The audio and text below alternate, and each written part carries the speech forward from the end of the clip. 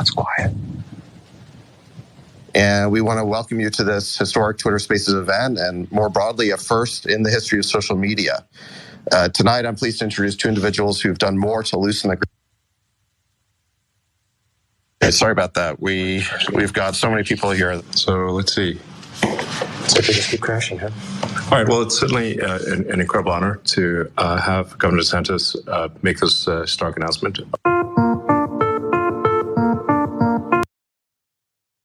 You did hear that right. Elon, towards the end there, got interrupted by elevator music. This went so hilariously bad. The delay of DeSantis's announcement for a bid for the president, it was delayed more than 20 minutes thanks to the technical difficulties on the call.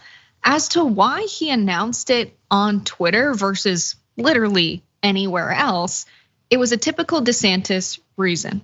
So CBS News reporting, DeSantis said he chose to announce via the social media platform because of his distrust of the media after its coverage of his response to the COVID-19 pandemic. He then praised Musk for purchasing the social media company. So when DeSantis was finally able to make his announcement, he sounded shook. Let's take a listen to that. I understand that you may have an announcement to make. We've got, I think, a record audience assembled here.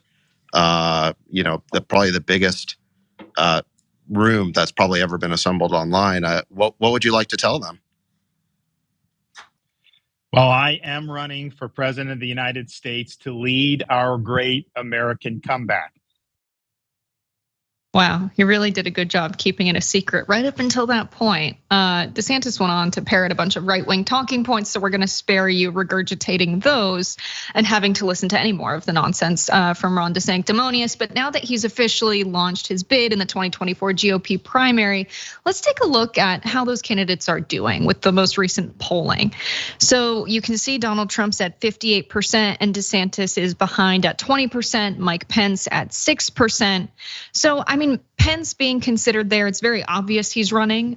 When he was asked, Mike Pence, are you planning on running for president? His response was, well, I'm in Iowa, aren't I? Which is basically a yes, but I'm sure the people of Iowa love that the only reason he would ever come is for his political career. So the Twitter launch was pretty bad, but he's still getting beaten badly by Donald Trump. What did you make of all of this yesterday, Ben? Well, firstly, Jessica, on Pence, you might think 6% is so low that somebody would abandon the plan to run, but in Pence's mind, he's thinking 6% of people have never liked me before. So he sees this as a huge boon in the polls for himself. So he's very excited about those numbers.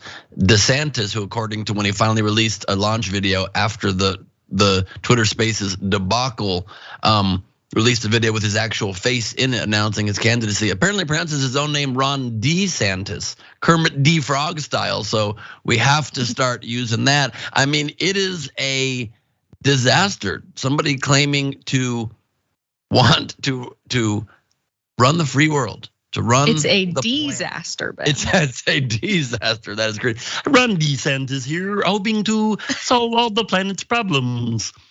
It's very strange, and they could probably sing the Rainbow Connection on account of the Target debacle that they're all targeting now as well. Why are there so many clothes about rainbows is a whole nother question, but it's not a good beginning to a guy who tries to be as Trump-like as he can, tried to go on Trump's former platform and failed pretty miserably. I think better than DeSanctimonious, his nickname should be Ron DeKissass because he's just always trailing right behind Trump. Something that I quote all the time because I think it's such a beautiful description of what to expect is comedian Troy Bond says, Ron DeSantis going into a presidential debate with Donald Trump would be like watching a Michael Jackson impersonator do a dance off with Michael Jackson himself. I think it's a beautiful way to put it.